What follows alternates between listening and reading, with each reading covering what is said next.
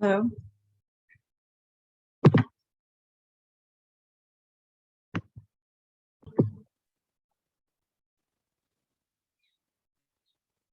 So we'll go ahead and get started. I'm not sure if other people will jump on. A lot of people responded that they were going to come, but yeah, life gets busy. So we'll just go ahead and let council member and Agriculture and Public Trust Chair Shane Sinensi go ahead and give a budget update, and then if you guys have any questions, happy to answer them. Thank you, Shane, for coming. We really appreciate the update. Let us know what's going on. All right, go ahead. Hey, thanks, Jan, and mahalo for inviting me tonight, and also mahalo to the Ag Working Group for providing the Department of Agriculture's strategic plan that we could follow. And so I guess tonight I just wanted to do a quick report of the budget process. So as during our budget proceedings, as proposed by the Agriculture Working Group, we asked for 5 additional new positions to the Department of Agriculture, 2 additional grant writers, 2 food access coordinators, 1 waste and resource regeneration specialist, and then and we also asked for additional 700,000 in professional services for consulting services. So what we did get, we got 5. We received 4 new positions, and those we did get the grants management program specialist for 6 months, and then the other 3 positions are scheduled to begin in fiscal year 24, and that was the grants management program specialist, the food access coordinator, and the waste and resource regeneration specialist. We did ask for $700,000 in consulting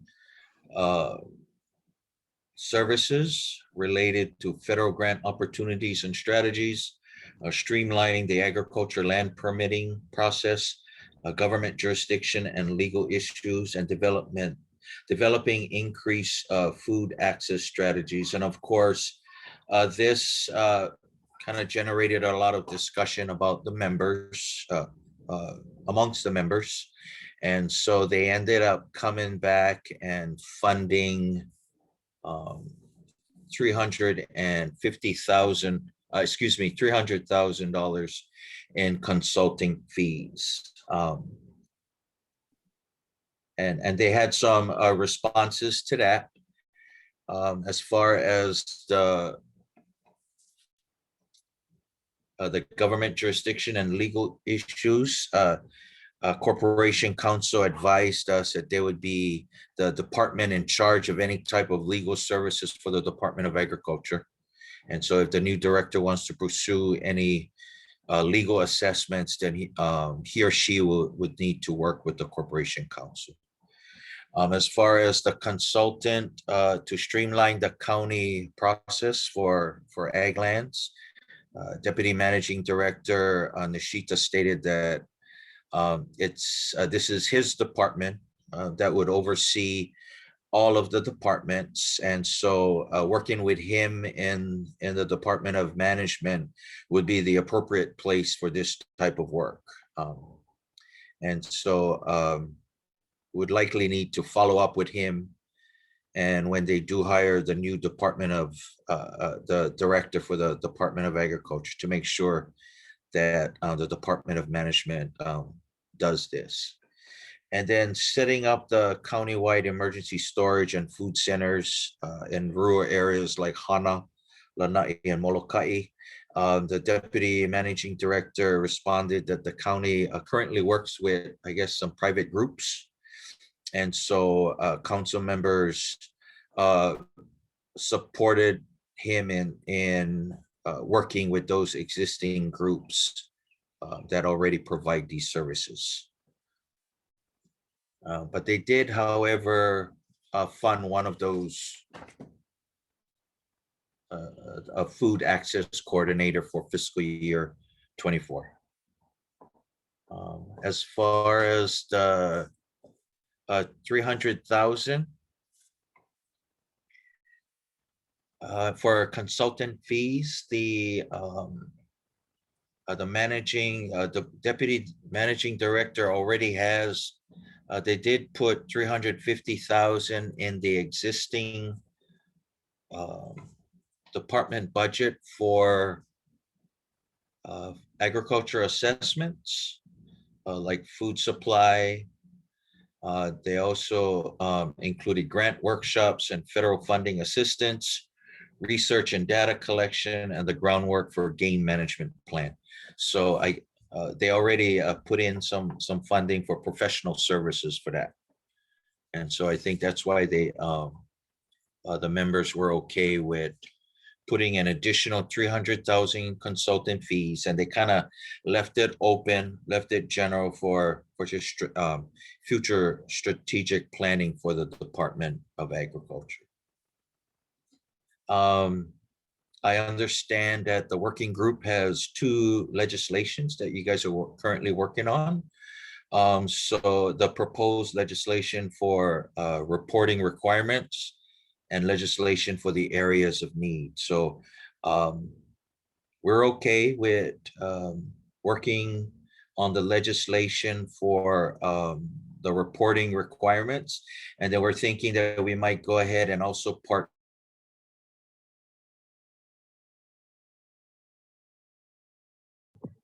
You froze, Shane.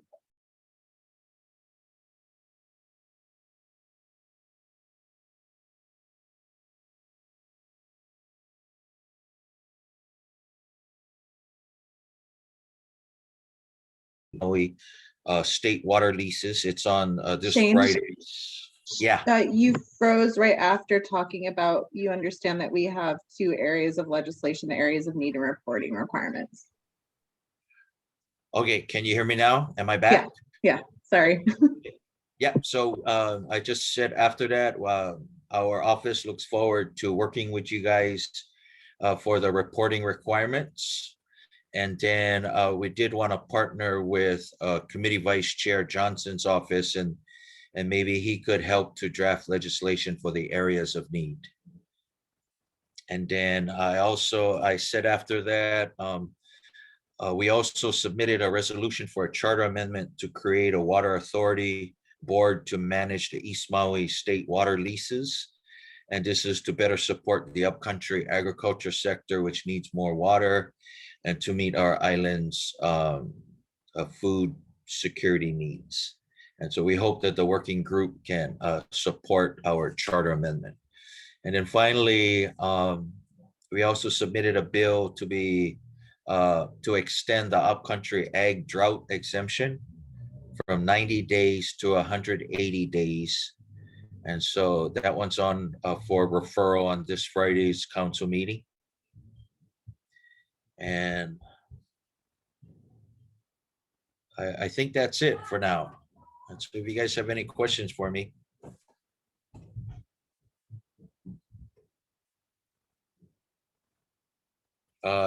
You're muted. Sorry. So I just Okay. wanted to clarify, for this year's fiscal 23 budget, we just got 1 additional grant writer. Yes, and then the other 3 would be, and again, it'll take some time. These are all new positions. So it's going to take some time to form these positions. Normally, the administration will do the job descriptions and the duties, and then the Department of Personnel would prepare the classifications, work with the unions. I'm likely to have a recruitment phase. I don't know if they might require a test for some of these positions. And yeah, normally it takes about 9 months to create the positions, and then probably another additional 3 months for recruitment to fill these positions. Did they say why they couldn't use the classification for the food access coordinators at the other counties and state? Which, say that again? Because Jen? there are already food access coordinators for the other counties and states, so that isn't a position that has to have a class create or like a class code created. Did they mention that at all? The only discussion about the classes was with the grant writer. We did want to try and we proposed I guess a higher salary. And because the existing grants coordinator and the grants management program specialist 3 that the mayor had proposed is already at that certain SR level, Mm. we had to bring down that SR, and I'm not, I don't know if it was SR 20 or SR 22 for the grant writer that we proposed. Okay, and then for the 3 positions that they're proposing for fiscal year 24, there's no guarantee, yeah? Well, it's in there, right? But we didn't, it's not funded for this fiscal year. Okay. And then the administration did, they kind of pushed back, said that currently they just have the Miyahira house on Kaoho Street. And they're proposing 5 positions, and then starting up with the ag inspector, the ombudsman, and the agriculture advocate to also begin in fiscal year 24. So it looks like we would need, come fiscal year 24, we would need to kind of propose additional space. I don't know if all of them can fit in the Miyahira house on Kaoho Street. There's no room in like One Main Plaza or the county building or the new building on like over by Target. All of those buildings are Yes, filled. right. So, I mean, again, this is, so we would have to kind of work on those, Okay. work on moving the department later on. Good, William. Question for Shane, something to keep in mind, please. A lot of like the ag people, farmers, whatnot, we come with trucks, trailers. So it is handy if there's a spot that, we can park if we need to, stop in or whatever. Like, for example, Farm Service Agency, USDA, they're across Target. So, we can park in that big parking lot, walk across the road, and it is really convenient. But just a thought, if something like that can be in the back of you guys' mind when you're looking for a spot. Yeah, well, mahalo, William, for that. And we did put in, the caveat that this new grant, the administration was saying, well, we don't have room for any additional ones. So we did put in the caveat that they could work remotely if need to. Yeah, and thanks for all your support with agriculture. We all really do appreciate it. Hey, mahalo for you guys' support.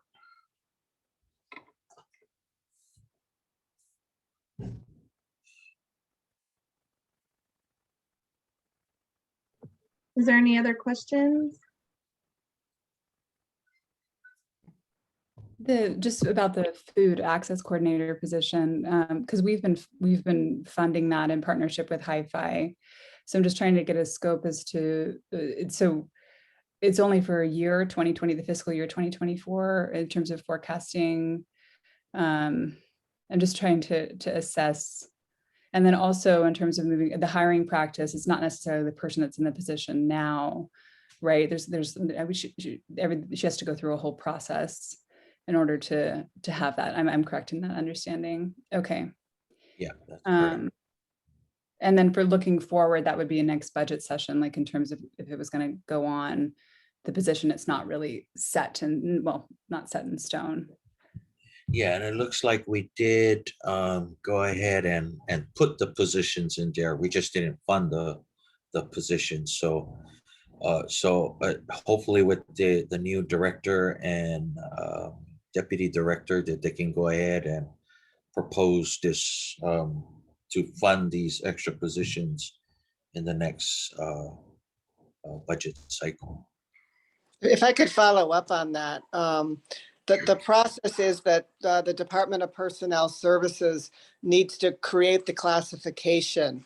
So that has been set in motion now. So with the mayor's proposed budget positions, 3 of them also needed to be established, and the job duties and descriptions and the classification. So they'll work on those positions as well as these new positions for FY24. Once they're created, they're civil service, they're in the budget. You can't just cut those positions. They're unionized positions. So it's not like we have to go fight for them next year. Once they're in, they're established, and there's no you can't cut a civil service position. Okay, thanks, Gina. That was my question. So it could be like if we were to continue to fund this position for the next, until 2024, then it would be, I mean, obviously it wouldn't necessarily be the same person, but it would be like a warm handoff into I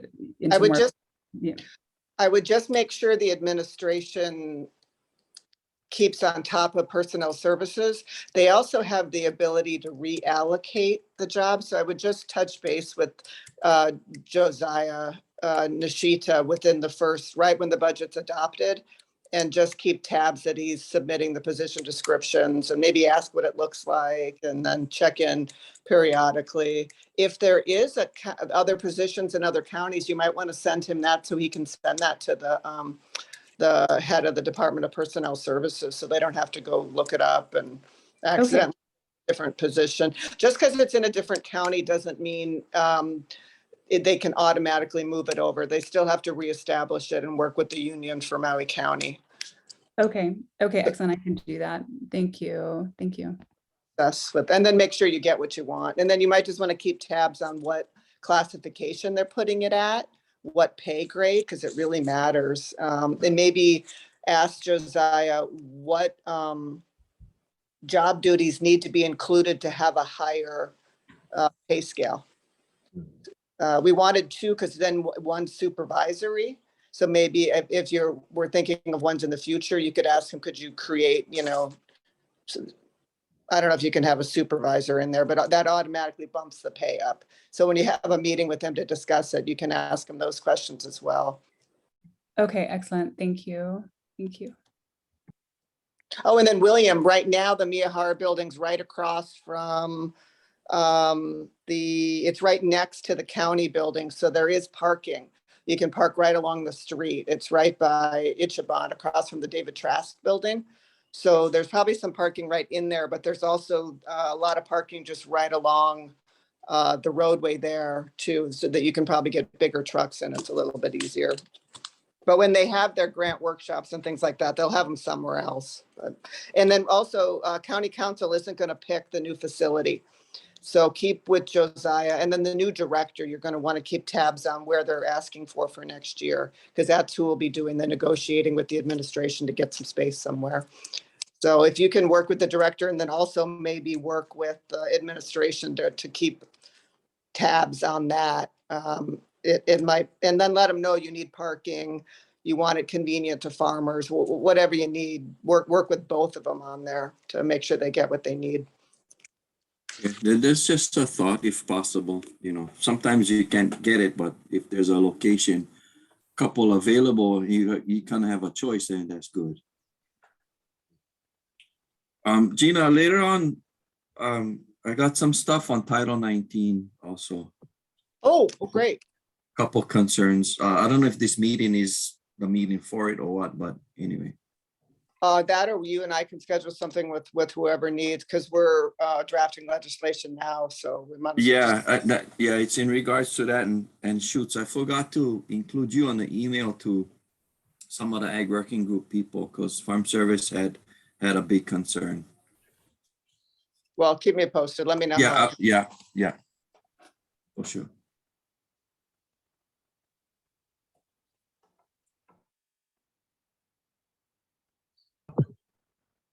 Okay, any other questions, you guys?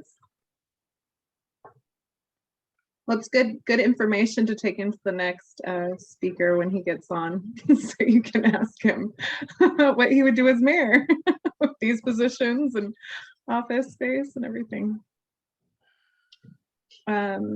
Okay, well, awesome. Thank you so much, Shane and Gina, for you guys, for the updates and all you guys' work during budget. We really appreciate it. And yeah, I think after budget, I'm leaving for the month of June, but I have been in touch with Councilmember Johnson's office about the other two pieces of legislation. So Kate has started working on those. So we can probably pick it up towards the end of summer. And if you guys have openings for scheduling, you can let us know so that we can kind of rally testimony and stuff for that as well. Yep, sounds great. We can always reserve some committee time for you guys. Thanks, Jen. Thank you, guys.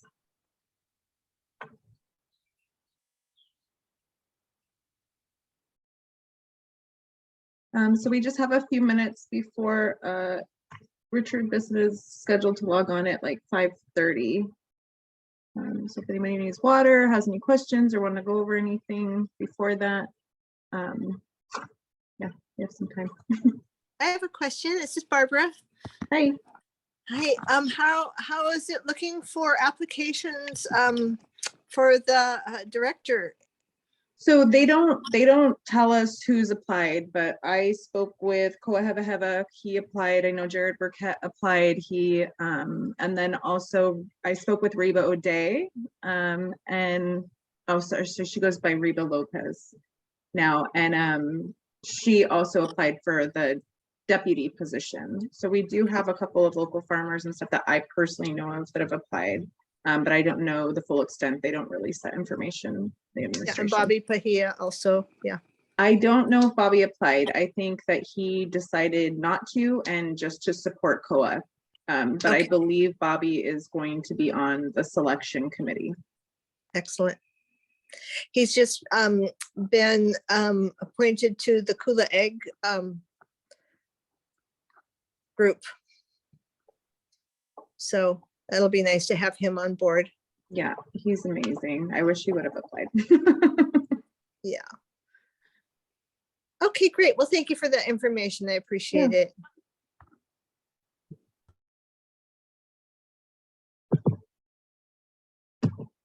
Hello. Hi. Since we have a little time, I did have a question, and it's in regards to hi, everybody. I'm with the Environmental Protection and Sustainability Division. My name's Tamara. And I had a question because I did see that there's this waste and regeneration specialist, and I'm curious to understand better what that position would do and what is the, what is the position of that they would, what would they be, what is the role? And how would that interact with our operations and recycling specialists and composting expertise, et cetera, in our office? Yeah, let me pull up the exact information that we sent over. But basically to have someone start working on coordinating like industries from waste streams. From agricultural waste. So right now, a lot of that is not utilized, like composting isn't an allowable agricultural activity. So It is. when did that change? This year, HB 1992, allowing composting and co-composting as an allowable activity on ag land passed. It We were did? really hard to push that through, and Okay. it passed. It just needs to get signed by the governor at this point. Okay, so we're just waiting for the governor's signature. Very exciting. Oh, that's amazing. It's Yeah, so one of the, massive. It's a massive achievement that's massive. That's For us so all. important. for us all. So sorry, I'm still pulling it. And But sorry, besides that, I just wanted to know, how are we going to be Well- interacting? How, just my council member, Nancy. yeah, Jen, if I can respond to Tamara. So it looks like Member Sugimura was working with the Department of Environmental Management's long-term strategic plan, but we did have Mr. Greenleaf, Jerry Ross, and Mr. Williams come and testify to ask that the Department of Agriculture hire a consultant to develop the strategic plan and maybe include some of the examples that they've been currently working with under the Department of Agriculture. So I'm not sure, Gina might know if Member Sugimura is still pursuing under the Department of Environmental Management. But yeah, they want it ideally in your department's long strategic plan for waste, but it wasn't included in the contract with HRD. Is that the consulting company? HDR. HDR. Councilmember Sugimura does sit on our, it's called the SWAC, the Solid Waste Advisory Committee. So are there plans to include composting into that contract, that long-term strategic waste Oh, absolutely. How are we gonna, well, how it's really, we're looking at how long-term are we gonna deal with all of our organic waste streams, including green waste, sewage sludge, food waste possibly. We're definitely looking at like carcasses because I know Councilmember Sugimura is very interested in that.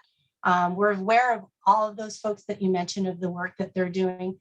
As you all may know, we're in a bit of a crisis situation now, but that is not meant to be a long-term situation. It's just, but with this new law passing, that may help us, or we intend that it will help us to move forward more quickly. I think the request was for a county facility, a waste management facility. Does that sound familiar to you? A waste management facility for organics? No, that the county has built one. HRD did one in Phoenix, and they were looking to replicate something like that here. HDR is the Yeah. consultant that, Yeah. right? You're talking about? Got it, council. I mean, That's what- well, so we have the integrated solid waste management plan, which they are running. And then that's the long-term kind of planning process that we're doing over the rest of the year. And then we've also contracted with them to work on our organics issue and to help us find the best practice moving forward that makes best sense for Maui County. So that's like a side project because it's such an important issue and a massive waste stream. For all of those are massive waste streams, and food in particular, from where I'm sitting, is what we should be tackling next in terms of capturing that and using it as a resource. Oh, awesome. That's so good to hear. Good. So when we get the new, we'll have to make sure that you get together right away on that. Get the new, I'm so sorry, you cut out. When the new director gets appointed? Yeah, I'm very, so we're just really interested to see what that role will be and then how we can like work together to kind of just move everything forward and raise all of that up to so we can utilize all of those resources. Yeah, so the position would, best what we use. said would allow for a dedicated employee to compile issues and solutions, draft plans, and get action steps in place to manage agricultural waste and precious natural resources while also working to create new industries that can employ local residents. So not just dealing with the waste, but actually finding a way to create industries from it so that it's like not just like, oh, this is something that we have to deal with and it's a burden and it's a cost drain. It's a way to actually create revenue for our county and create jobs and industry and employ people. So Sounds great to me. yeah, so they would definitely work with DEM, but I think that they would just be in there kind of creating the plans, doing the networking in the agricultural sector to kind of put those draft plans in place to have the ag sector's voice represented, and then work with DEM to, you know, facilitate the action of that. Great. So we look forward to absolutely working hand in hand on moving forward with all of that. Well, thank you.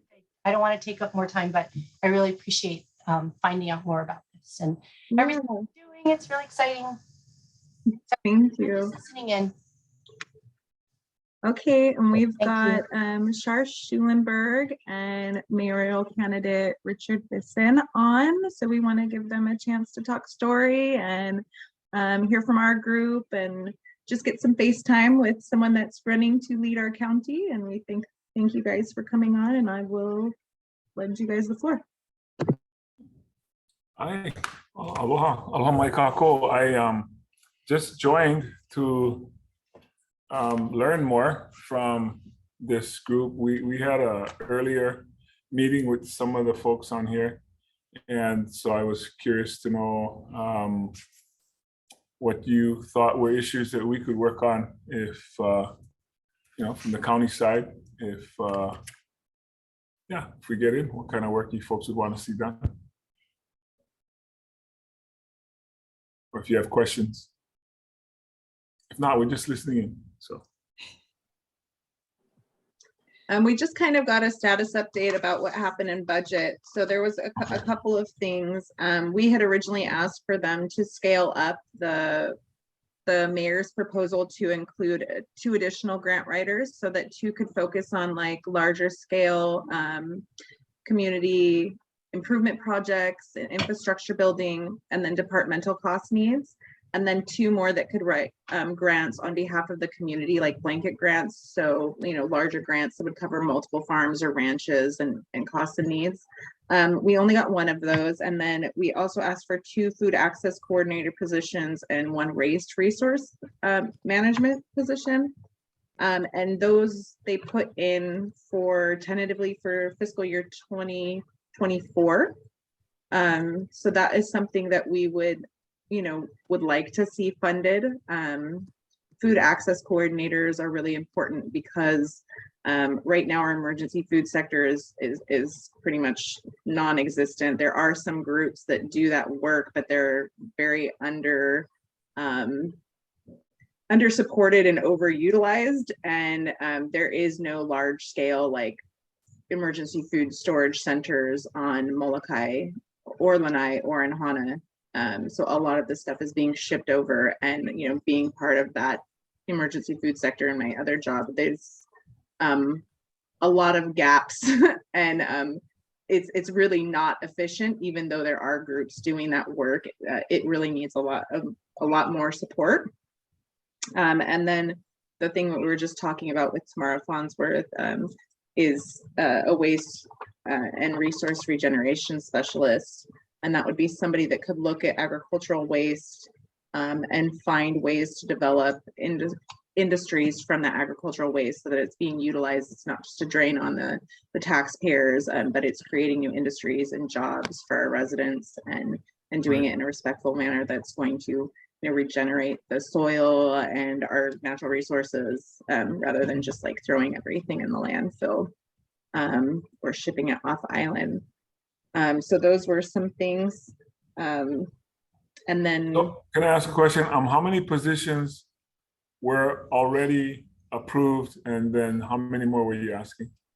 So the director and deputy director, private secretary, and then there was 1 grant writer, I believe, that was approved. And then there were unfunded positions of an ombudsman person.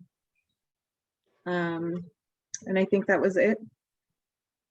So there were going to be 5, including the 1 unfunded, and then you were asking The for inspector. Oh yeah, and the inspector was also Okay. unfunded, yeah. Or was it funded? There are a total of 8 positions. There's a grants coordinator, a grants management specialist, a secretary for the director, the deputy director, an ag ombudsman that's unfunded, or they're creating the position, an ag inspector that they're creating the new position, and an ad that they're creating the new position. So those last 3 were not funded, but the first 5 were. So Shane's got it in the chat. Yeah, Okay. so 5 funded positions. and then the 3 unfunded, and then you just mentioned you were asking for 2 more grant writers on top of Mhm. that. Yeah. So the more grant writers, the more resources we can pull in. So really they're paying their own way. It's worth it to invest in them so that they can get a lot more money to our farmers, and then also to do larger scale projects. One of the things we put in the strategic plan for the first year was to begin the development of emergency food storage centers on Molokai, Lanai, and Hana. So that is something that they could begin grant writing for, because those will be large costs. But that didn't make it into the professional services for What was the that grant process. writer that was approved going to be working on? What was that grant writer's task? I don't know, those were approved by the department, so there Oh. was one grant specialist and then one grants program manager. So I think that they were going to do some grant writing, but then do workshops, and like guidance and stuff. Oh.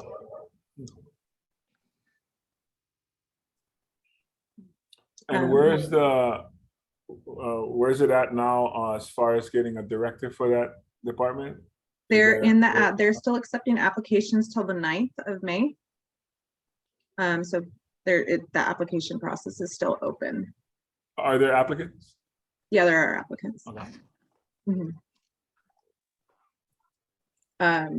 I think one of the things with grant writing, the reason we wanted grant writers specifically is because our farmers and ranchers they're doing all of the labor work. They're already doing all of this work. So to expect them to sit down and take workshops and write grants and all of the reporting is really not realistic, especially for federal grants that just takes so much time and effort. So if we have people at the county writing these grants, so say you've got 15 farmers that need fencing, you know, you can write a large grant to cover all of that. And then you can have someone at the county that manages that and does the reporting and does the data collection and does all that work. So it makes a big difference on whether they're giving workshops or they're actually doing the work. Sure. So I think that's really important to understand. Right. Does the county have other grant writers in other departments? Or are you suggesting only the grant writer in this department would be eligible to submit such a grant like you just proposed? OED does have grant writers. They actually have one that was supposed to be solely designated to agriculture that was funded in last year's budget. But we haven't been able to get information on what they're working on or what their goals for funding or any of that are. Why are you not able to get that? We just haven't got the response.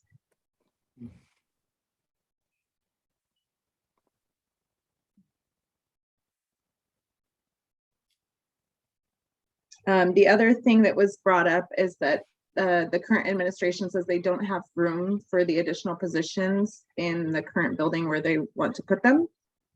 So the next mayor, whoever is in the next term, would have to find room to provide space for people in the ag department to perform their work. And one thing that William brought up was that, you know, farmers with trailers and, you know, attachments to larger trucks would need somewhere to be able to park.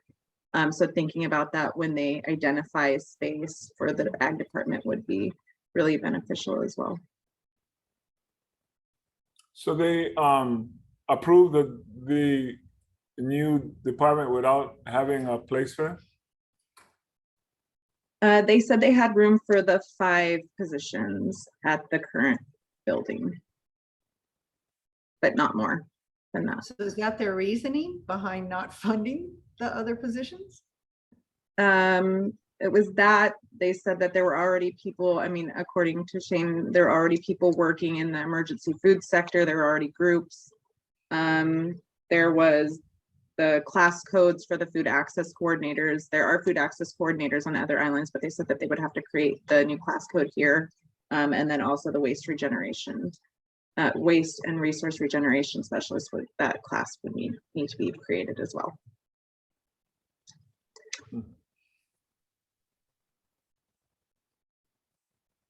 What are some of the possible locations for the new department to be? So we have, I believe the county has one main plaza. They have the county building. They have the new building over on Hukulike Street, I believe. And then I'm not sure if there's more buildings, but then there's also buildings on Molokai and Lanai too. So, and then the county owns quite a bit of land. So yeah, I don't know. Well, they don't have representatives on Molokai and Lanai yet, do they? This is just the Maui office. the new department? Currently, we only have one agricultural specialist for the entire county. And he's, So this new department is gonna be a Maui office, or some people are gonna be designated on Molokai and Lanai? we had asked to have representatives on the other islands, but there's only going to be representation on Maui.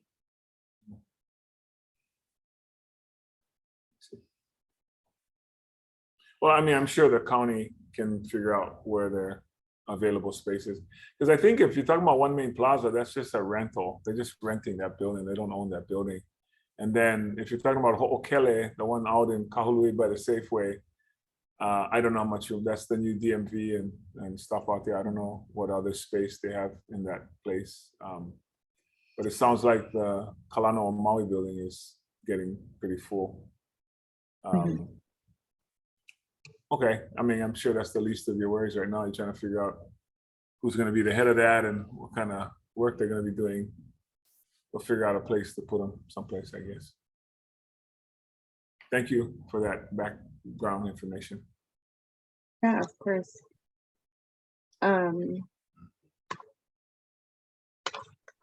So I think we had sent the strategic plan to you guys last time we met with you. Yeah, that our group had put forward. And when William, Jerry, myself, and Teresa Thompson met with you. Yep. So that was kind of the group of this work and other people that aren't able to be on tonight of issues in the ag sector. And then we also have a drive just chock full of issues and needs and things, just because the ag sector has been pretty much neglected for a very long time. And each of these, you know, areas like Hana has different needs, Lanai has different needs, Molokai has different needs, and then, you know, Maui County at large has different needs. So it's a really complex sector. But the potential to grow it and have it be a really amazing, you know, industry creator and educational piece for our community is the possibilities are really vast. So I think, you know, for me, especially wanting to know that the person stepping into that position is really clear on like the possibilities and issues and possible solutions and the people involved in this that want to put it for, you know, help and move this sector forward is really clear on that. So, I mean, is there anything that you guys had questions on when you guys were looking over that or anything like that? I apologize. I looked at it so long ago. And with our campaign taking off the way that it has, we've been absolutely swamped. So my apologies. I did not look at it ahead of time. And we certainly can look at it. And then, you know, we can get back in touch with you. Okay. Yeah, it would have made complete sense to have reviewed it before this meeting, but I did not do that. But I'm happy to talk about it now, or if anybody wants to bring some of those issues up now.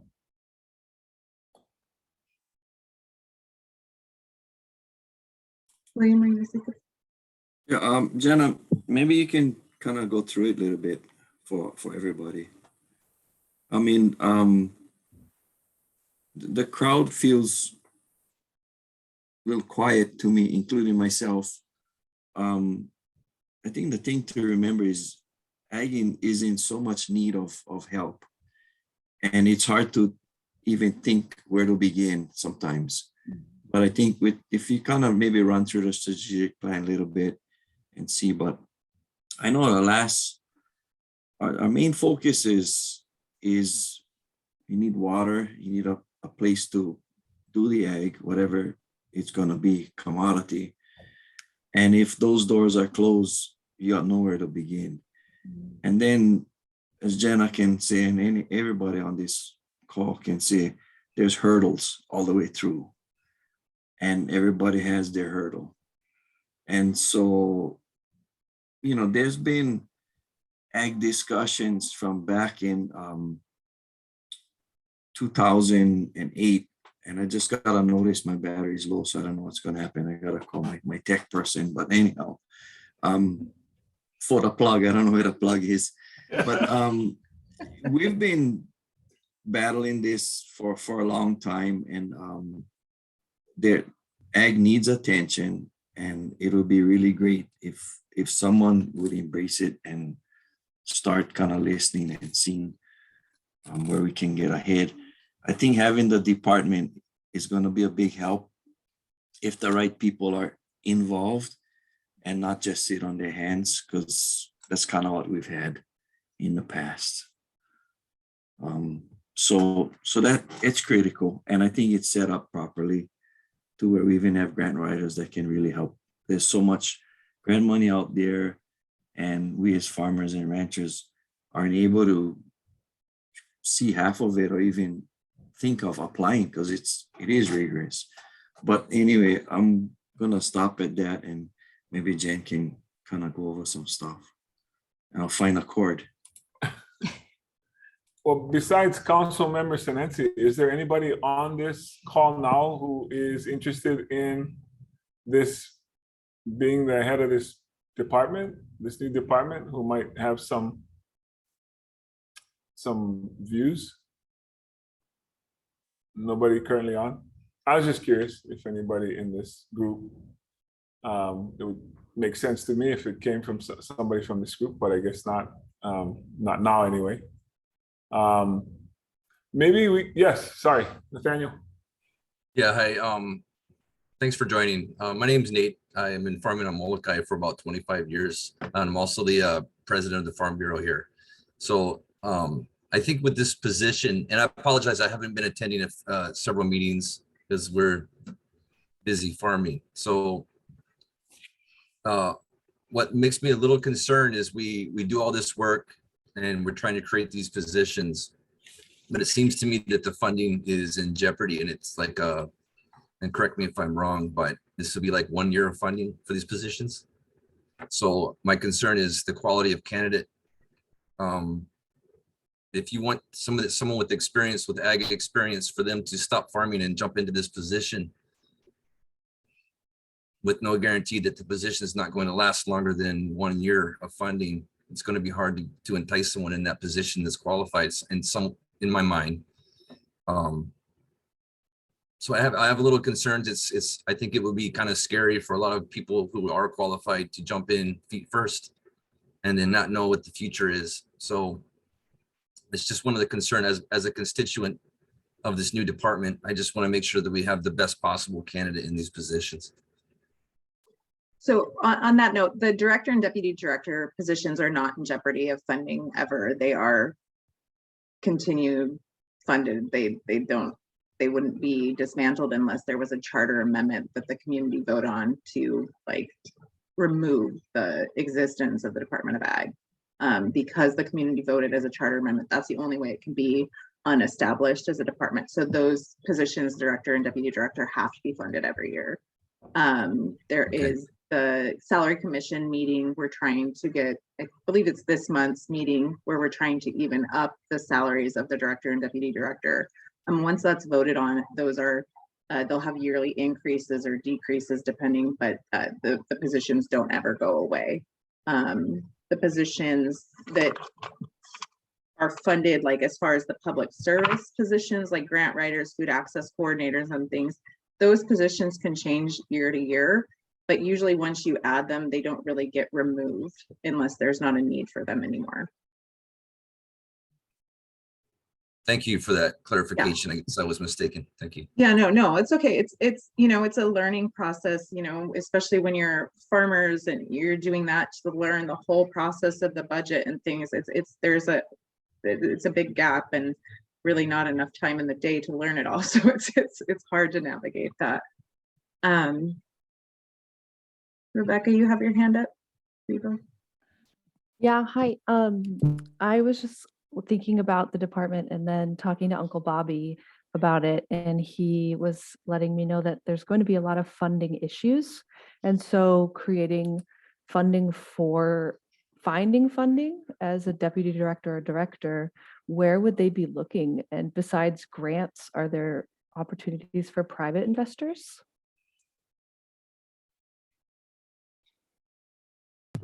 there are opportunities for community partnerships with private foundations to do investment in things. Like, for example, Abigail is the executive director of New Esther Futuro Foundation, and she partners with the other counties to do the food access coordinator positions. So there are possibilities like that, and there are a lot of funding agencies that do want to support ag, and there are room for partnerships. But currently, there just hasn't been anybody at the county really spearheading those. So it hasn't really happened. So that is available on top of grant funding. There's also, you know, in our strategic plan, we asked to create special funds or revolving funds. Those are funds that can be created from fees or things like that that are put into and only go to ag projects. So there are ways to get more funding and have more stable revenue sources and things for the department once established, if they do it properly. Okay, thanks. Barbara? Hi, yes, I have a question concerning our precious resource, water. Can you hear me okay? Oh, great. I'm wondering if the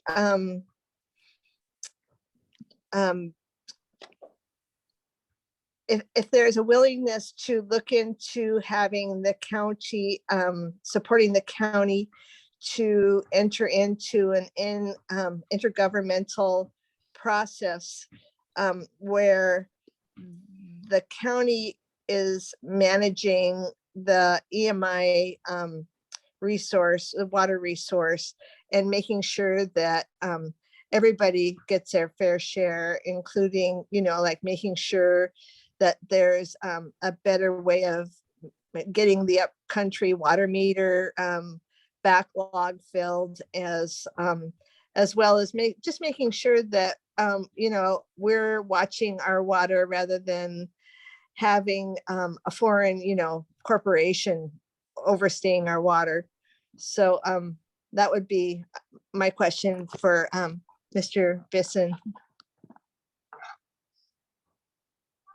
You know, the as far as I can tell, the water is managed by the DLNR, right? Isn't it the state that decides who gets the permits, or is that the county? No, it's a state, but we can request to enter into an intergovernmental agent, an agreement with the DLNR to manage it. Okay, why have we not done that? I haven't been around the county, but I don't, do you know why we haven't done that already? The powers that have been managing the EMI ditch, A and B, Mahipono, it's been really overwhelmingly managed by lobbyists and people that are supporting them to maintain the control over the water. Are there other groups applying for the permits, or is that not allowed? I think there are some private groups, some smaller ranchers maybe that have ongoing permits, and maybe William could talk about that if he has that information. But As soon as he gets that cord, still looking for the cord. we might Oh, have no, lost sorry. him. No, he just said he doesn't have that information. Okay. You know, I don't know what the best solution is. I'm coming in at the back end of this. I'd love to hear more of the history or why we are where we are now. But I guess the obvious question becomes, what are the costs involved for the county to get involved in something like this? If there's no cost, obviously that makes sense. The other thing is, I guess I'd want to know more about what the county is not getting that it should be getting, that we're not receiving. I mean, I guess it would start with that. Yeah, I'd want to know that. I would want more information before I would tell you to go one way or the other, but I'd be happy to look through it all. One thing that Mahipono pays a much lower rate for their water than anybody else on the island, including ranchers and other agricultural entities. So It just seems like, you know, they've got a sweetheart deal, and that, you know, there's been a lot of, you know, issues with the cost of putting in water meters, because, you know, you have to bring the water meter to your property, and if it goes by other people's properties that are on the list, but maybe further down, they don't, you have to bear the whole cost of bringing the water to your property, rather than saying everybody on that road or that access line that is on the list, you know, pooling their resources together and getting some help from the county to bring the water to them. Some of these people have been waiting, you know, decades for a water meter. Barbara, I understand your frustration. Can I ask you two questions? Sure. Who decides on the rate that Mahipono pays for the water? Who sets the water rates? You know, I think they set their water rate. No, Really? The customer decides how much they No. want to pay No. for the water? it's according to the state lease. It's a 1-year lease. So they adjust the rate per year. Now, what they're after is a 30-year lease. So that's different. Okay, but who sets the rate? Is it the state It's or the is it? state, I'm guessing Water Commission. I see. So they decide how much Yeah. per gallon or whatever they pay? So, because they have to technically maintain the system. So there's a Technically. cost to it. So Mahipono, they care, or EMI, they take care of the system. So that's part of their cost, is they have to take care of it. But then they Yeah. also get charged a rate. They get a much lower rate, yeah. Okay, okay. It was then- better when we had sugarcane because it wasn't a competitive crop to the small farmers. Now you're competing with, you know, whatever we can grow. That makes it tough because of the water rate difference. So if everybody paid the same rate, that would be a good start? It would be hard because, for example, I used to take care of the Kula Ag Park. You have to pump the water up to the park. That involves, you know, a pumping cost, electricity. Yeah. So you can't say the water cost is the same. Now, if everything was flowing, you know, with gravity, you could say that, Okay, but that's not the situation. Even the R1 water, okay, now the county has to figure out what, we can't inject it, so what do we do with it? But it's not free. It costs 50 cents per 1,000 gallons. And then you have to have pipe to take it where they need it, all right. and customers to take the water. So the cost is the transmission, yeah? Yeah, you're covering the costs and maintaining the infrastructure. Line. And then Barbara, on your last point that you made about, you know, if you have several people on the water or on the route, that there's not a shared cost. Is that what you're saying? It depends on who's on the list. If somebody who's been on the list the longest is at the far end of the road, they end up paying for the infrastructure to take it all the way down to the end of the road.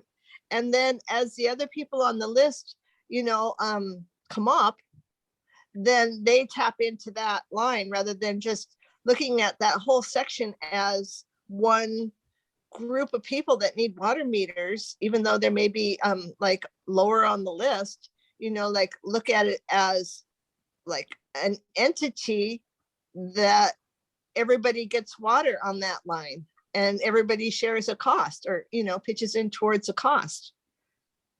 You know, Barbara, the Kula Community Association had as a guest last night's meeting. Well, I'm not sure she's now no longer the interim water director, but Eileen Cow explained that it would take 18 years to go through the entire list, because they're not allowed to just pick and choose like this whole road, like you're describing, that everybody on that road, you know, gets to do with their project ahead of anyone else. It doesn't work that way. So she Right. told us 18 years, it would take 18 years to complete. And that's if they actually started. No, they do. She explained how many they normally work on per year. So they are working through the list. Okay. Is it based on need? I mean, how do they, Now, there Review was a board. sign up period. You had oh, to, just timing? yeah, so if you were first on the list, they ask you, okay, they'll explain what you need to do. Mhm. And if you can't cover the cost, you may waive the right to that meter. Mhm. You know, I mean, Are there groupings of areas? You know, if they don't you were allow to that. look at the list Yeah. and, They- and say, oh, these 5 farmers over here need a similar type thing. Would it make sense to review the list in a different order or a different manner? Oh, okay. direct- You mean well, like direct- logical? it's That not would be the logical. most logical thing to Yeah, do. but that's And there's not a lot how of they do TMKs that don't have water, never ever had a water meter. And you kind of think they're being charged tax. Some of them are being taxed highest and best use rate, which is much higher than agriculture. And yeah, it would make a lot more sense if they would at least review the thing and make sense of it. Because, you know, like, for example, if you get my electric run poles far in your place, like I'm in the boonies, and I had to bring my own power to my place. But if anybody taps along the way, they'll credit you, you know, so much. The county won't do that. Plus, they expect you to put, I believe it's a 6-inch line, or is it higher now, Kenneth? 8-inch for fire 8-inch protection. line. I mean, a person that's bringing water for themselves, even if it's a 1-inch line or 2-inch line, is way more enough for them and affordable than an 8-inch line dug so deep, crossing roads, paying, you know what I mean? The whole idea and concept really needs to be overhauled when you think about it. And Who a should better, be, William, who should be paying for that line to go to that home? What's your suggestion? well, if I don't know how, if subdivisions are built by, say, wherever, let's say Dream City, all the way back in the day, was it the developer that put it in or the county? I think most of the time the developer, and I think the county does certain things. So I don't know if it's a shared thing. I really don't know, but people are paying hundreds of thousands of dollars to try and bring water to their place. And then they're not able to do it financially, so they stuck, and then they can't build for their families and stuff like that. There's a lot of challenges. Yeah, and then I think also with the EMI and the delivery systems, the storage reservoirs and things, a lot of that just needs to be relooked at. Like our whole water system is really just not being utilized properly. You know, there's ways to do upgrades that make more sense and put in turbines to generate electricity so that you're not having to run it on, you know, diesel fuel to pump, irrigation. Another thing that we see all the time is there's water lines being drained where there's like hundreds of thousands of gallons just dumped onto the street, but we have ranchers out in like Calpo or just recently over in Laniapoco that don't have water, and they're begging people to bring buckets of water to help, you know, provide for their animals. Like there's a way more beneficial way to set up our water system that makes more sense, but because it's in the hands of privatized companies, they don't really see the benefit of that associated with the cost. They don't weigh those the same as, say, the county might. You need to have somebody that's looking out for the greater good, especially when it's including costs and improvements for a public infrastructural thing like water. So that's one of the benefits of the county taking it over, is looking at the needs for the infrastructural upgrades. What can we do to make it more self-sustaining, make more sense financially, and then also have it be a little bit more fair and equitable among community members. The majority of our water is going to hotels and resorts and golf courses. And then when you have like droughts and things, it's our farmers and ranchers that get hit the hardest. You know, we still have 7 pools going on at a resort, but our farmers can only use a certain amount of water, and it's devastating to their businesses. So things like that are things that the county would be able to look at more responsibly and realistically when we're talking about a public resource like water. But when you have private companies running that, they're just not going to look at it the same way, because they're looking at it from a cost perspective, not an overall greater good benefit. This can't be a new subject though, Jennifer. No, So it's been going on why does forever. this- Right, so why do you think we are where we are right now with the water issue? You want me to be honest? Corruption, money, and then people that just don't want to take the time to do the actual work and research to develop a new system that makes sense. That's a lot of time and energy. And the county is really not conducive for that environment. A lot of the time, if you have ideas or you bring forward information or new research or technology, you're shut down. That's not possible here. We can't do this. It's going to be too difficult. Can you tell me who's the person that shuts it down? Is it the director, the mayor, the council? Who shuts it down when you say it gets shut down? It gets just shut down by a lot of people. I just need to know even one. But yeah, the mayor shut down ideas. Council members have shut down ideas. Department heads have shut down ideas. So it just depends on the subject you're talking about. And I can't say that all of them do that, or it's an across the case board for everyone, for everything. But it is a very big concern here. And I think that has been kind of what's happened in a lot of areas in agriculture, unfortunately. And the people with the most money have the louder voice, while the farmers that are out working for smaller farms and ranches don't have that same face time or that availability to talk and put pressure on. So, and this is not just a Maui County thing. This is a government thing everywhere you go. So I'm not trying to point fingers or make anybody feel bad, but at some point we really have to look at it and say, we have the ability to create these new systems and new infrastructural, modes to develop water systems that are equitable, fair, and make sense. They're regenerative. They're, producing their own energy. And it just put the work in and the effort in to make those things come to light. But I don't know if we can expect a private entity to do that for our community.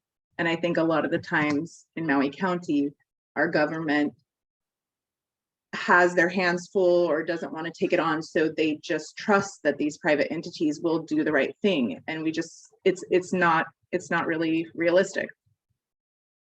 Jennifer, this is Debbie. Can I say something? I'm Yeah, sorry, absolutely. I'm driving, and I apologize for being late. But No worries.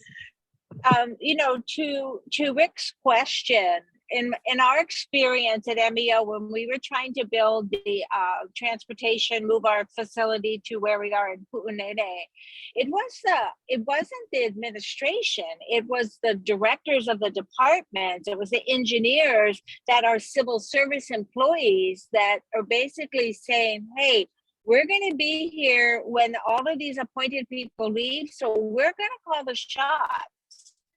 And every time we would go in for a meeting to try to figure out what do we need to do to get the water, our money's running out, the time for the grant and aid was going to expire, they kept giving us another story. And, I was the assistant, I was a COO at the time, and I was with my boss, and I told them, well, can we get something in writing? Because every time we come here, you're telling us something different. And they would never put anything in writing. So we actually had to go to A&B and tie into their water source, which costs more money, but it's the only, otherwise we'd probably still be in Kahului and Vidal Street if we never did that. So to me, and that's just one example, but that's what I've seen happen in my 20 plus years at MEO over and over again. And my husband works for a land use planning company, and the county always wants to push it off on the private people. And like the gentleman was talking about the 8-inch water line, it doesn't make any sense. It makes it impossible. So I feel like the government, the county, should invest in the infrastructure. And then everybody's paying taxes into that anyway. And then we could have affordable houses and we could have water for our farmers. So that's my 2 cents. Thank you for listening. Thank you. That Debbie. was suggested, I'm sorry for jumping in, but what Debbie's saying was suggested by Gladys Bisa when she was department chair for council. And the council just wouldn't, want to do something. I mean, heaven forbid you're going to put water in the budget. And it does make sense a bit, Debbie's saying. Wow.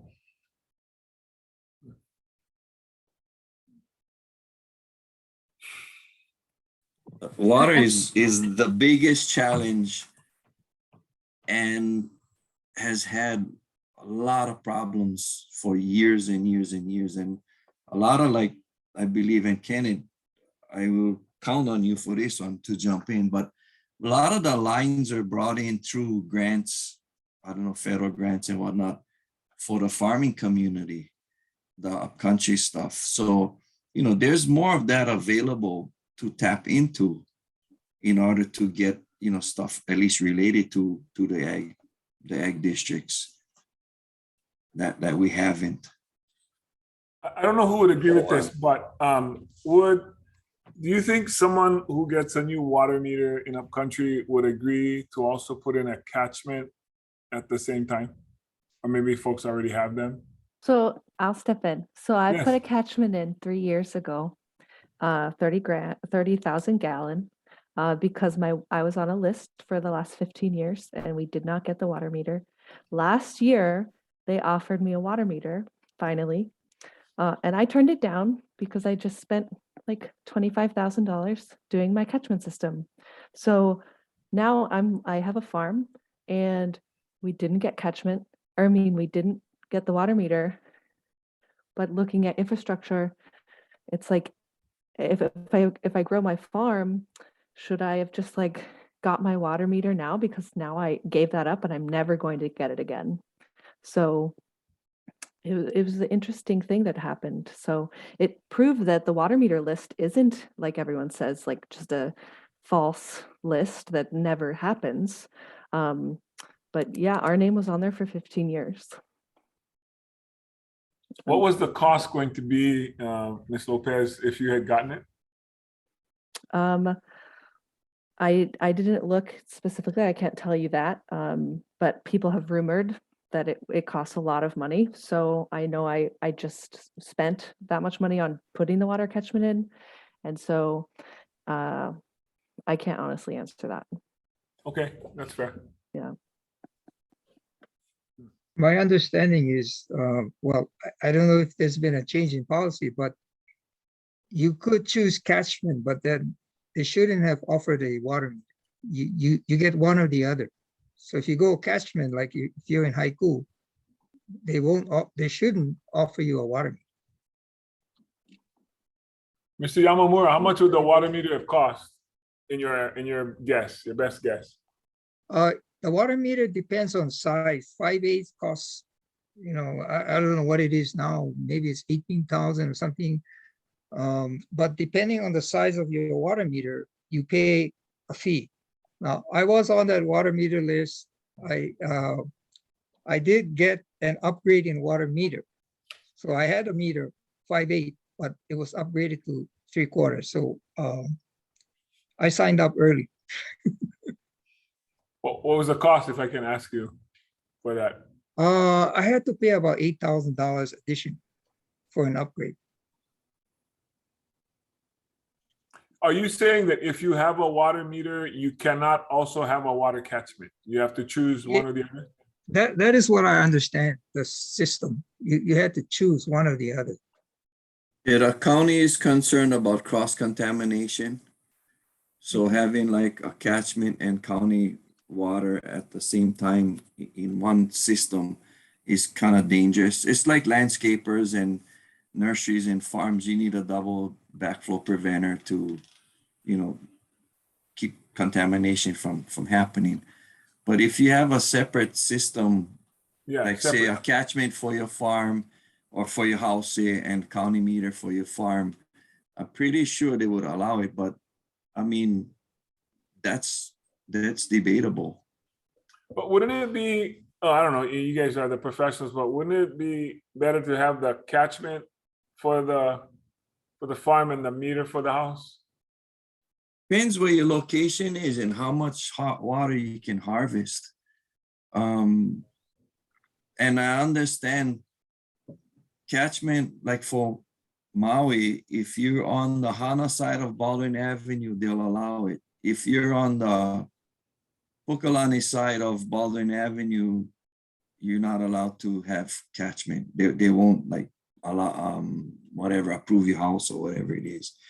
And if you ask to like, okay, I'll have a tank and buy water, haul water in and have it put into the tank, then they claim you fall into the district where that water is coming from, and now you're tapping off of that system. And I mean, there's a lot of rabbit holes, Richard.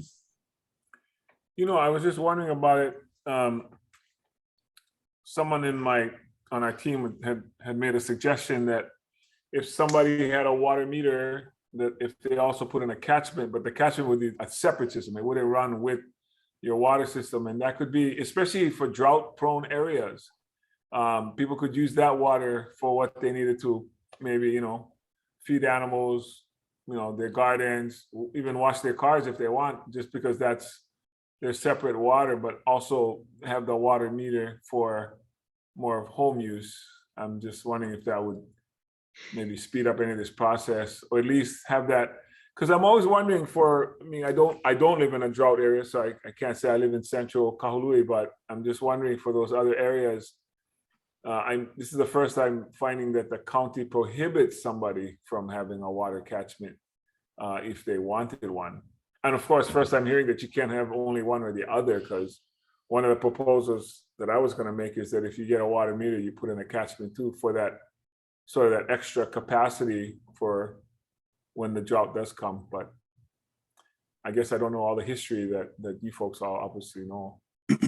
Yeah, we're always hopeful and keep pushing for county water storage, but you know, we may have to individually do more. I mean, all farms had a reservoir, and so they'd have some, you know, drought ability. A lot of that costs money to maintain and keep going, but you know, maybe a lot more, since the county is not building storage to prepare for the droughts. Maybe people need water tanks, you know, per lot or whatever, and then at least you got something to help. But when you're farming, you drain that down immediately, real quickly. Livestock, a little bit slower. Well,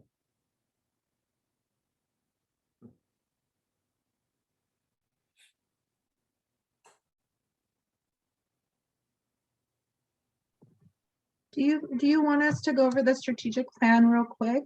So you guys can see it and ask us if you have any questions or anything like that, or do you guys?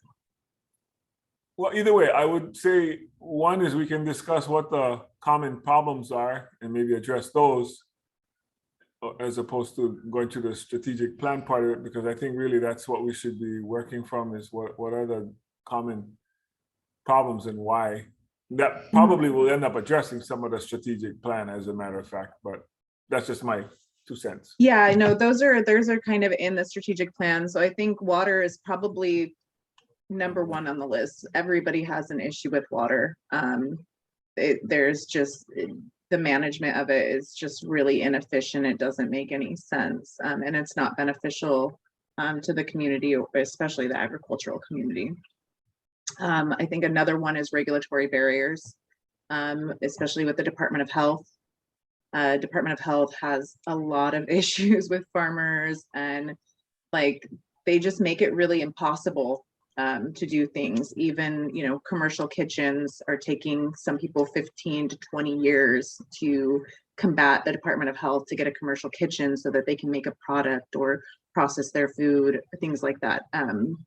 On top of that, we see regulations coming down from the state and federal agencies that make it more expensive to farm, to make it more expensive to transport your product, or this or that, and there's no one really helping be the voice of the community. So basically, if it's affecting 10 people, those 10 people are calling individually, and then it just falls on deaf ears because they're not big enough for them to say, oh, but in reality, it's probably affecting 100 people, and just those 10 had the time to call.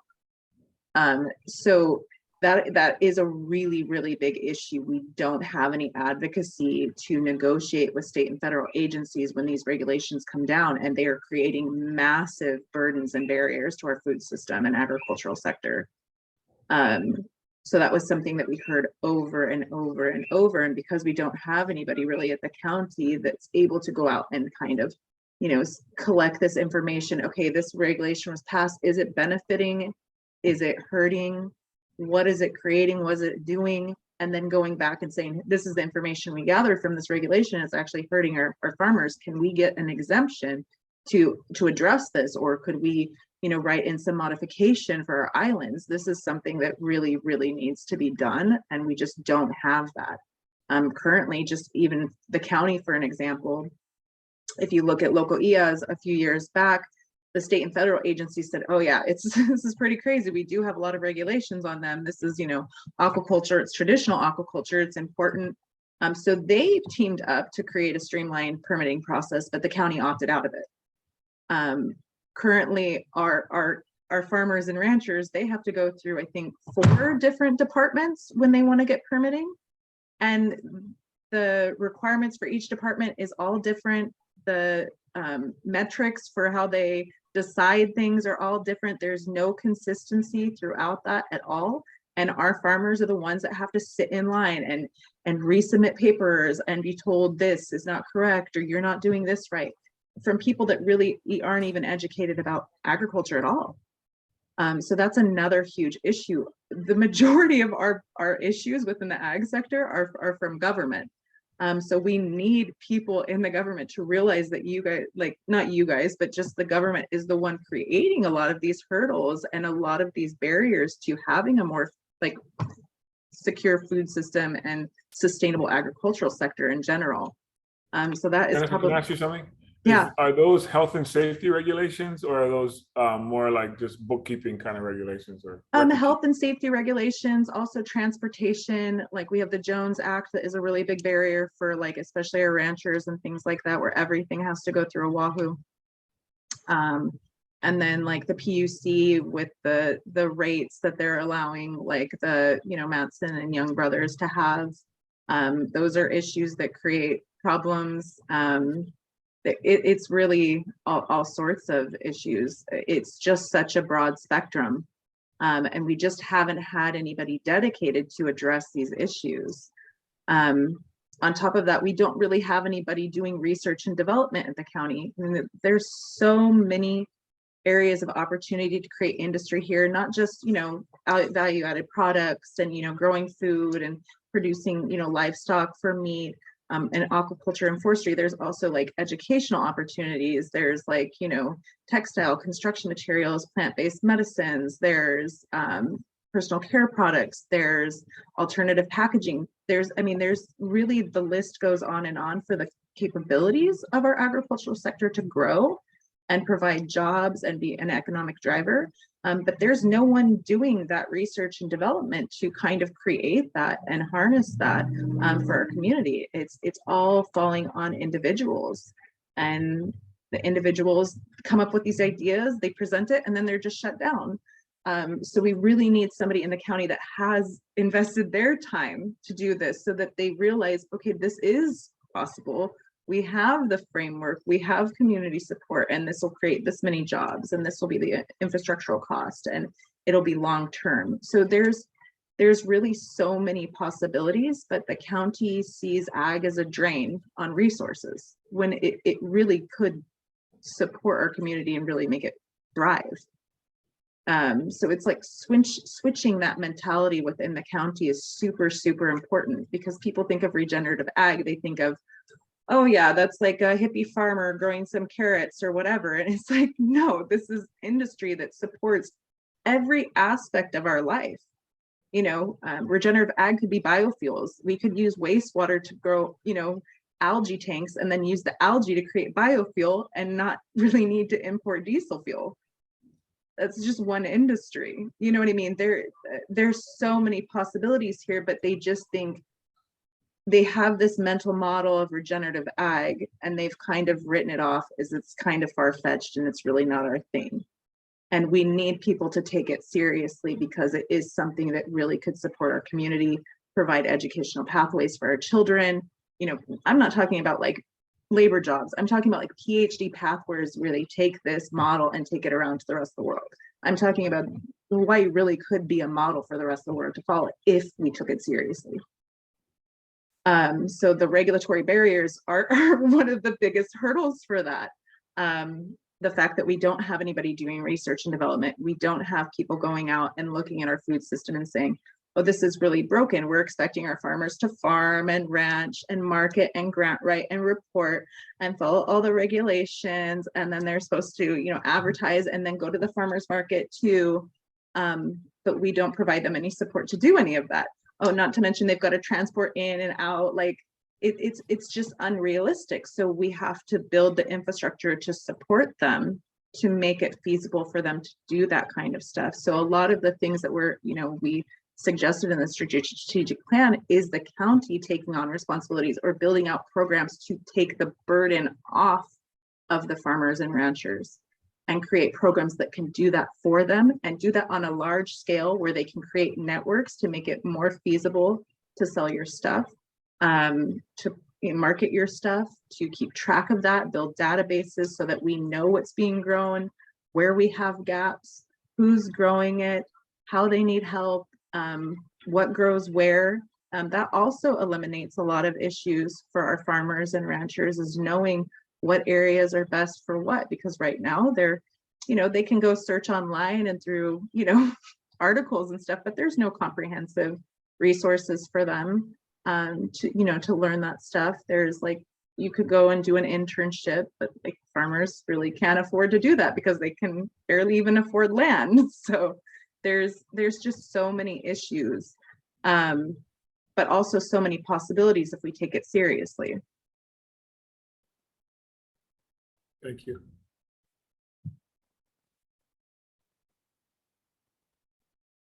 Are there any short-term solutions to, any of the issues that you've got either in the strategic plan or in, your minds now with this kind of a conversation? It's like you say, William, it's like the problem's so big. I can remember sitting in with a group of people trying to, address homeless issues. And that was what everybody kept saying. It's just so big. Where do you start? Where do you start? Where do you start? We finally were able to, like with a working group like yours, truly identify, one or two or three things that probably could be done. It's not going to solve, the houseless issues, but it would solve pieces of some of the issues so that at least people are feeling like there's some progress and, that it's a reachable goal. Maybe it's, maybe there's something in there that you guys could look at and agree upon that might be either a good short-term solution, and I don't mean it as a Band-Aid, but just as maybe a pilot program or something smaller that you could start with in one or all of, again, we've got so many areas here that need attention. So I'm just trying to think of how to help you formulate the group thought beyond a strategic plan, because sometimes you got to go a little bit smaller and try to figure those, and then because you guys have so much experience, I mean, it sounds like there's, again, the departments don't talk to each other is what it sounds like too, right? So again, there's just so many aspects to this, but maybe there are some smaller shorter term aspects that could be addressed. Just food for thought. Again, thanks for sharing. It's a bit overwhelming. You guys are taking on, wow. I mean, this is important stuff, so I thank you. think you made as a very, very good example with the homeless. And I think the key, whether you realize it or not, you mentioned somebody embraced it and started with baby steps. And if that never happens, we're not going anywhere. And you hit the nail on the head. Yeah. I mean, you're giving me goosebumps right now. You know what I mean? Because it's like, that's what you got it. You know what I mean? You got it. And that's what it takes. It's going to take somebody to put some initiative that has the authority, that has the gates open to go do this and to go to the next trail and whatever, and that is what is lacking in this whole thing. It's a big part of it. And I see heads nodding and everybody kind of agreeing. But sorry, go ahead. It takes a village, and I think the village is willing, but you need somebody that's gonna like hold the doors open, and that's all. You know what I mean? It's difficult, and it's not that difficult either.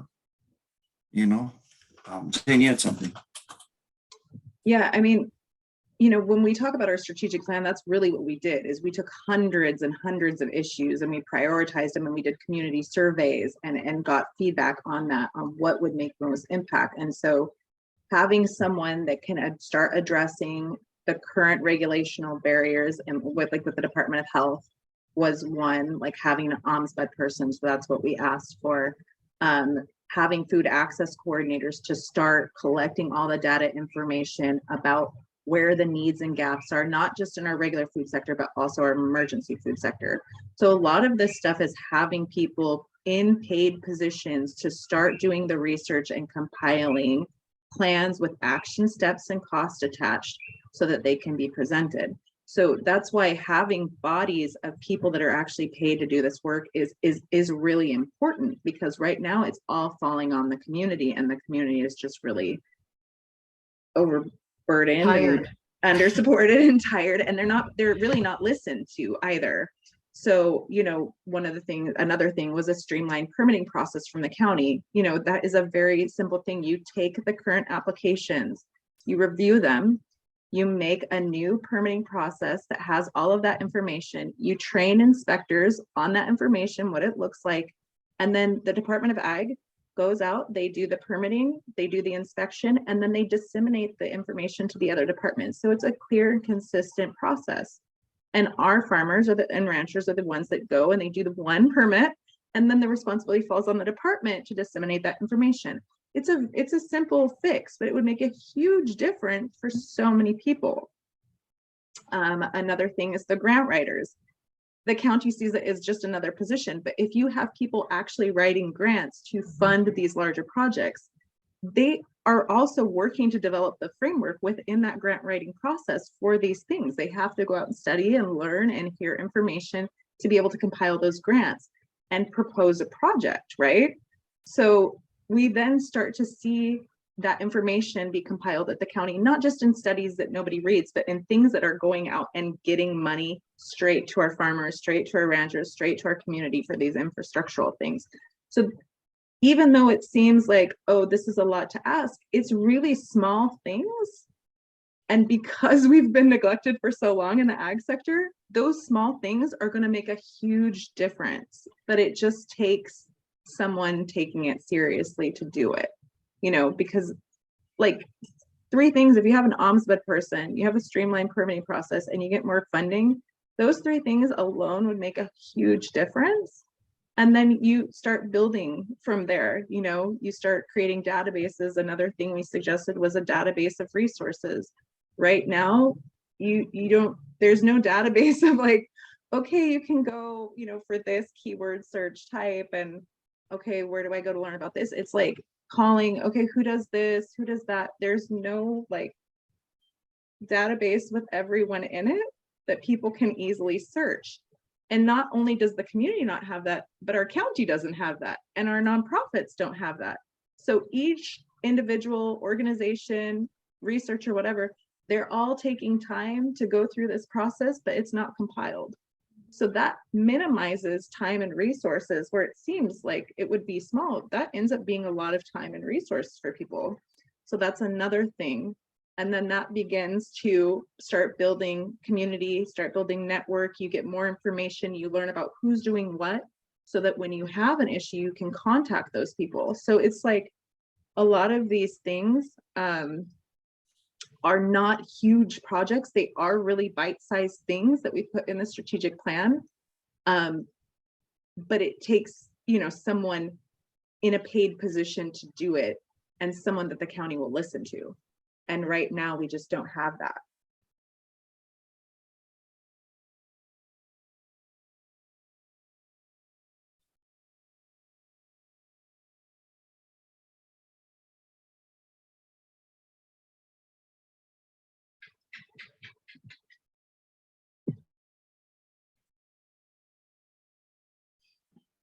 Well, I just wanted to speak. I'm Abigail Perrin from New Esther Ventura Foundation. I know most of you.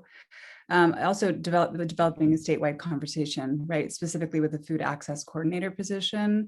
Well, you know, Hawaii County has one, Oahu has one. So it's joining this, this movement that's happening on a statewide level. So I really feel that with the Department of Ag, you know, we're stepping into that conversation, which is really exciting.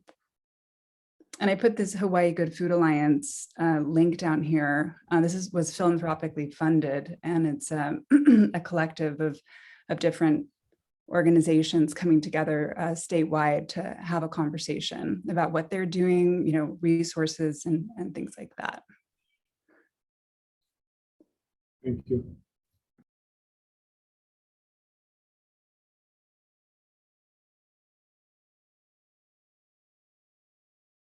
Jen, I just wanted to say, yeah, looking at the strategic plan, the first year, a lot of the things that we could get done is just creating the conversations with the people. And so there's no Band-Aid, but if we're looking for like shovel-ready projects, it's creating the relationships between everybody and bringing them all together to actually just understand these issues. And that's going to take a long time.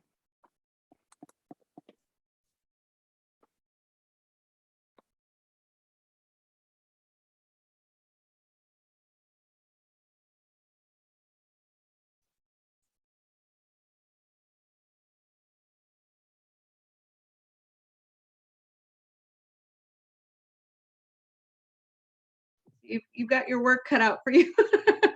Sorry. I don't know, it sounds like you've done all the work. Sounds like you've done all the work already.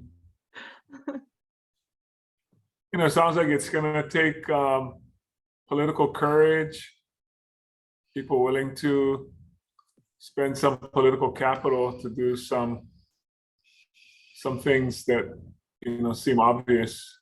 I did want to say something to what William said, and you guys are all alluding to, and Shar kind of mentioned, you know, never underestimate the work of one person to get something done, because in fact, that is how all things get done. You know, I'm thinking about something I knew about years ago. The Mothers Against Drunk Driving program started with one mom. One mom stood up on that. And now it's obviously a national, international organization. People don't even think twice about it when they hear it. They know exactly what it is and the repercussions that it's gotten. So, I mean, that's just one of the points, that there are many like that. It does start with that one person who has the, you know, the ability and the courage, really the courage more than anything, to either speak to power or just stand up for something that seems so obvious. But, you know, I appreciate your work. I appreciate your voices, your even those of you who were quiet sort of spoke to this as well. You have a very eloquent spokesperson, so I mean, the rest of you have signed on as, supporters of that. So thank you. And I wanted to thank Council Member Senensi for some of what he was putting into the chat. And I know he's experienced in a lot of this area already. So I appreciate his involvement as well. I'm sure he's noted all of these concerns. Aloha, sir.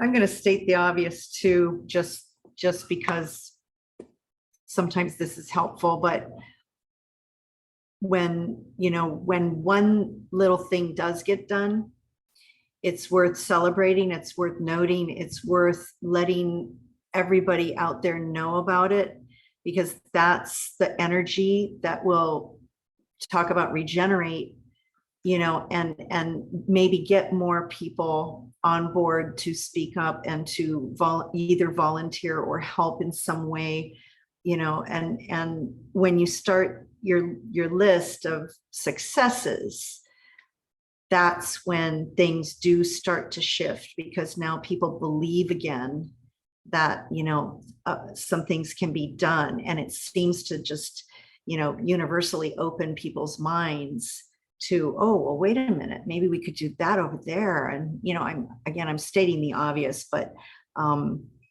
yeah, you guys have put a lot of work into this, and it's clearly organized, and Jennifer is very good at explaining, where the pukas are and what needs to be done and blah, blah, blah. But, can't say this is the first time Richard has heard something like this. We have just sort of a multiple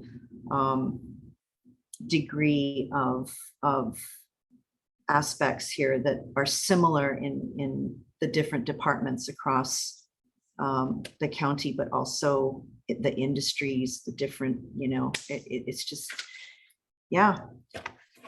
Well, I wouldn't be a good spokesperson myself for Richard if I didn't say, please spread the word, because I think Richard's got the capacity and the ability to understand this kind of stuff, and is willing to put together a team and listen and all of that good stuff. So yeah. Thank you.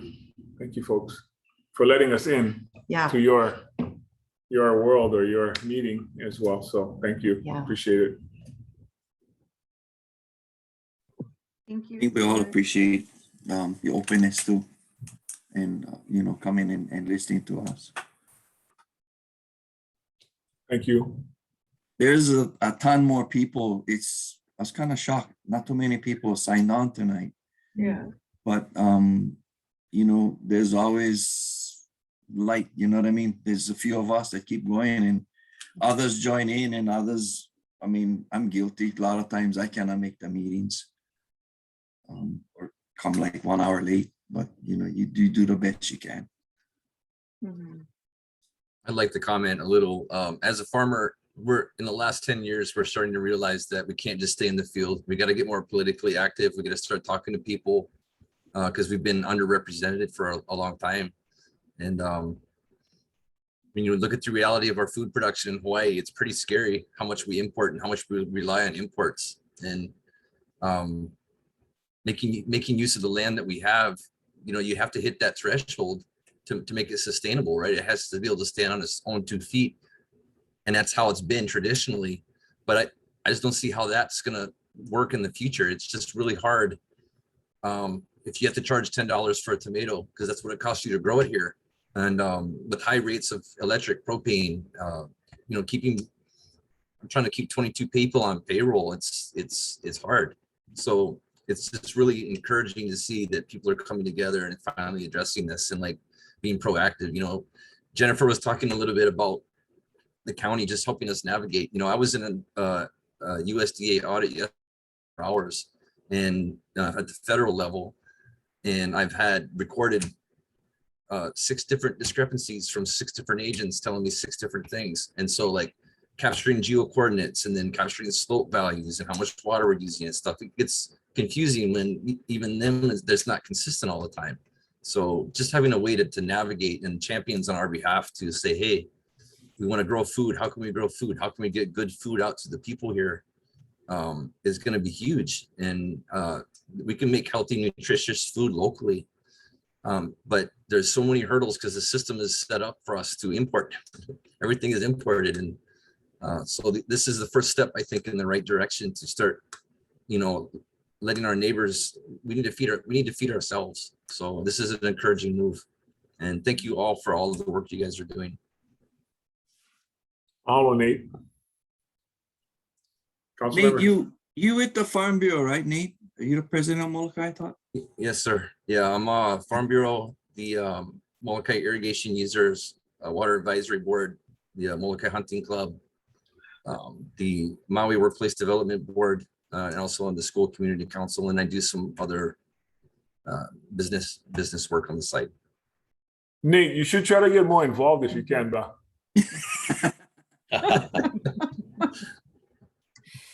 Hey, I too wanted for mahalo this ag working group and Jen for her leadership, and also to Judge Bisson and Shar for coming in and listening in.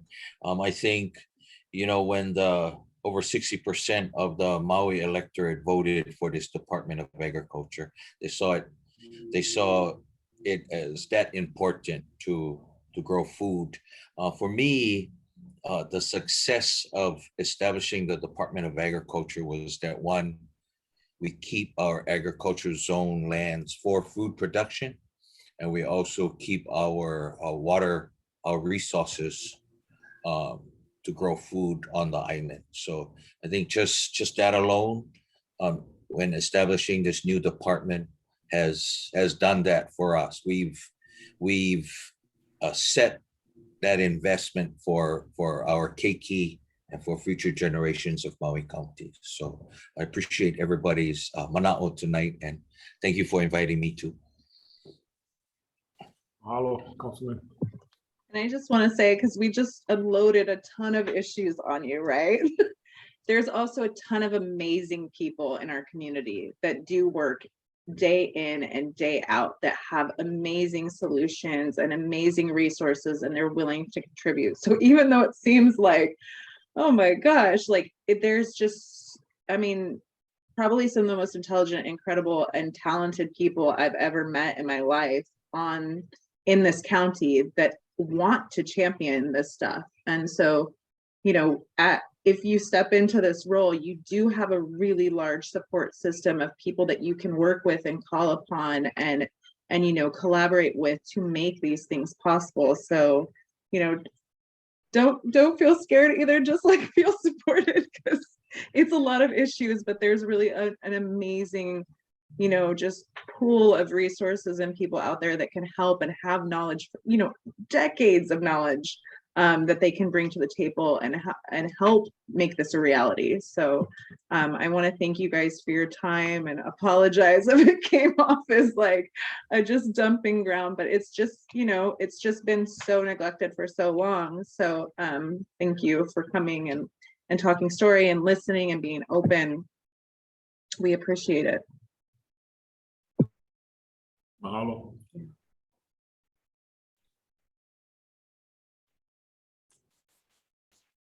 All right. Thank you guys so much. Thank you very much, everyone. Take care of yourselves. Nice to see you there, William.